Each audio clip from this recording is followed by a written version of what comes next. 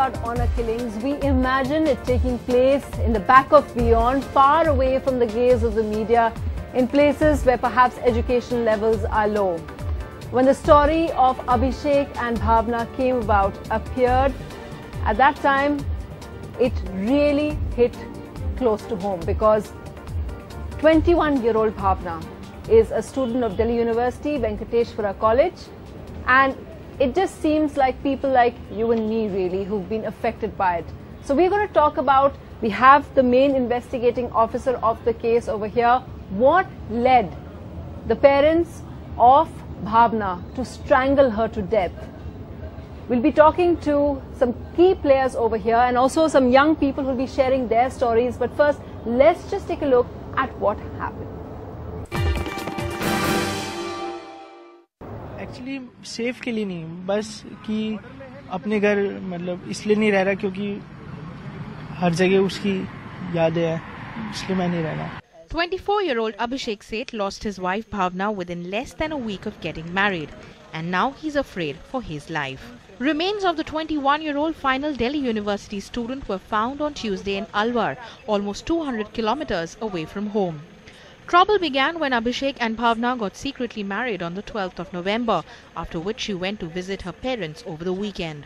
Her parents initially said it was snake bite that killed her, following which they cremated her at their native village. But Abhishek claims this is a case of dishonor killing. 6 months back उसके parents से मैंने call किया था, call पे बात हुई थी, तो उसके पेरेंट्स ने साफ मना कर दिया था कि तू पंजाबी है, तू दूर रही हो, हम यादव फैमिली है तो यादव की शादी करेंगे. Based on his statement, the police arrested Bhavna's parents. Jagmohan, her father, a real estate broker, and his wife were arrested from Alwar. According to police, the parents didn't show any signs of remorse. The only explanation they offered, their daughter had disciplinary issues.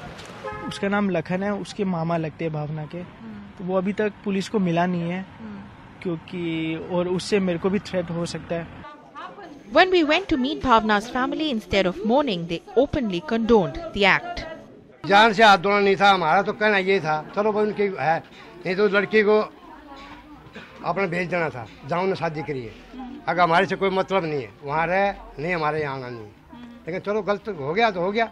But for the police, it's not a straightforward case, as they only have Bhavna's remains to carry out scientific tests on it and figure out what exactly led to her death. But for a young couple whose marriage was supposed to mark the beginning of a new life together, it soon spiraled into a tragedy within less than a week. With camera person Jiten Bhutani in New Delhi, Tanima Biswas for NDTV.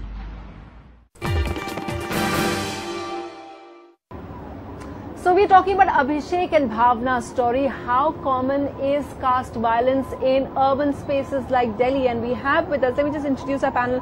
We have the officer who has been in charge of the case, Tejinder Luthra. He's the additional joint commissioner of police. We also have Sanjay Sachdev of the Love Commandos. It's a group which helps couples who are fleeing away from their parents. And we also have Asha Kotwal, General Secretary of the All India Dalit Mahila Adhikar Manch. And they've been dealing with such kind of caste violence. We also have Shweta over here who has an interesting story to tell us. But first of all, Mr. Luthra, we heard Abhishek tell us the story about how he fears for his life, how he wants security because they've already put pressure on him to withdraw the case. Do you think he can expect such kind of assistance from you? Of course. In fact, in this case, as soon as Abhishek came to us, immediately we swung into action. And we did everything that was required to be done in this case. He's the one who first suspected the parents? Yes. He gave us different clues. He told us that his wife is not traceable and he suspects that his in-laws have done something fishy. So we immediately swung to action. We sent our teams to Rajasthan. Why Rajasthan? Because the family was from there? No. Because the boy was suspecting that after the death of the girl, she has been cremated in Rajasthan. So that's why. So he had the entire suspicion right from the beginning. So not from the beginning.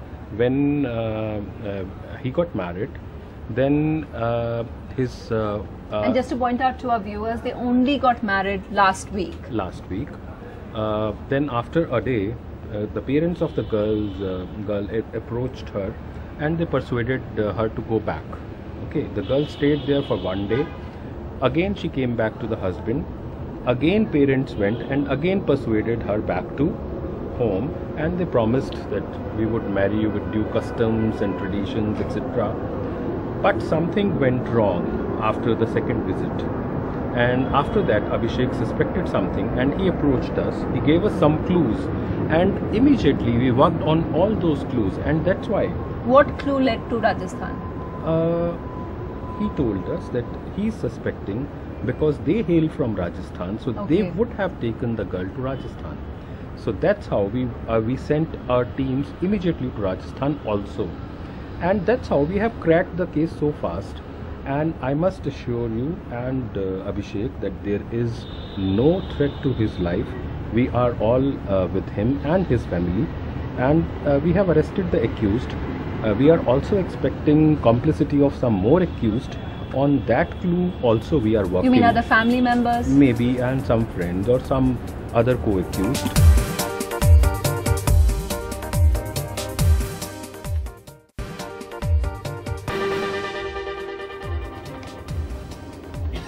Welcome back. We've been talking about Abhishek and Bhavna's case, and Officer in Charge Tejinder Luthra has been talking about how Delhi police is now thinking that they will provide all kinds of security that they need. But the question that we're really asking is, urban spaces, do we still have primitive prejudices in them? And in that, Sanjay Sachdev, I want you to come in over here, because you are involved in giving protection to a lot of families, a lot of couples who are running away from their families. When you heard Bhavna and Abhishek's story, did it seem very unusual to you?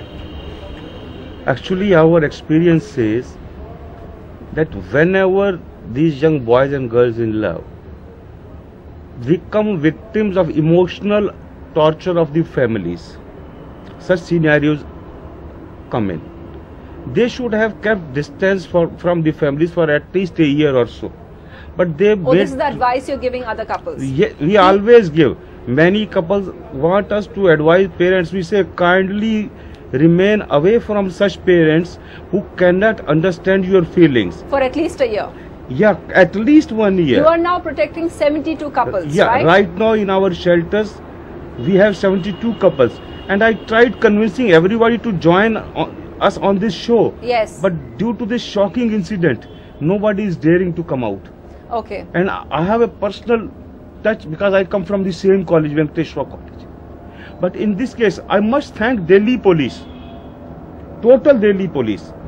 Well, Mr. Luthra is here. Not only Mr. Luthra, but entire Delhi police. East Delhi may be an exception, they may not have been acting in 1 or 2 cases. But overall, we are thankful and grateful. Whenever we seek help, they have always stood with us. Yeah. They understand what the Supreme Court has directed, that no statement of girl is required before any magistrate. The Delhi police understand. But when we go to other states, the situation is heart-rending. No, and I want to give an instance of what happens in other states. We have Shweta over here with us. Shweta, tell us what happened with your friend. Actually, there is a friend of mine whose sister had to fling away from their house, and they hail from Rajasthan only, and they had. Where in Rajasthan? I think they are from Hisar only. So they just had to fling away from there just because they were in love with an intercaste, with a boy who was from other caste, and they had to fling away. They are not in touch with them at all, and in their village till date, there is a thing like if anyone does this type of marriages, intercaste marriages, or any marriages outside the community, outside the community, they are just burnt or even shot. This is the statement. Even though there's police and law and order, even now. Yeah, and the villagers support them at all, at any circumstance. Well, and you telling us about your friend, that's shocking. I just want to bring Asha Kotwal over here. Asha, I'll talk about Asha's position is unique because Asha's just come back from a conference in Bangkok where the Indian government refused to accept the reality of caste, right? Asha, I just want to ask you, we hear Shweta's story. Shweta is telling us about a village in Rajasthan, Hisar, actually Haryana. But in Delhi, is it still common in Delhi? You work in Delhi. Well, I do work in Delhi, but I must really say that caste is not cultural, it's criminal. And again today we are seeing this particular incident that we are discussing over here. I don't think it's about rural, urban, about one state or the other state. It's not about this one particular case, but this is a widespread problem. We are dealing with a whole range of caste-based violence on Dalit women, particularly sexual crimes and honor crimes and government refuses to accept, as you said in the... absolutely. What we are seeing, this is not a new thing. This kind of blockade on discussion of caste as a human rights violation, as a form of social exclusion across our country and across the region, South Asian region, has been always blocked. And again we saw this at the Beijing Plus 20 review which was held at Bangkok. My point here today is that until and unless the legislations, the policies, the laws and everything that we have, if those are not going to be implemented in true spirit on the ground, no couple is going to be safe and no Dalit woman is going to be safe in this country. Mr. Luthra, it's a shame. Do you as officers of law, is there a little bit of a denial? I know that right now you said you can't call this a caste-based crime because you don't have all the details yet. But do you think there is a little bit of denial? Would you accept on the basis of authorities? No, I don't think there is any chance of any denial. You know, this is a case of, I mean, we are living in an era of information age, and we have social media, we have print and broadcast media. There is so much of transparency. Even if some authorities, some officers want to be in a denial mode, they cannot afford to do it. We are not about Mr. Luthra here, but generally we have had several hundreds of cases which we can say where we've been literally shoved out of police stations. We are not going to invoke the SCST Prevention of Atrocities Act. What kind of case do you take to them that they... So many cases of caste-based violence where the Dalit women are being raped, are being paraded naked, they are being pulled out and being tortured alive, where young girls like this are facing so much of problems in choosing their partners. We have so many cases where the refusal to file FIRs is happening. We are being abused verbally and thrown outside. That's not your... This is the reality and that is the shame on India that we have to say today. Okay.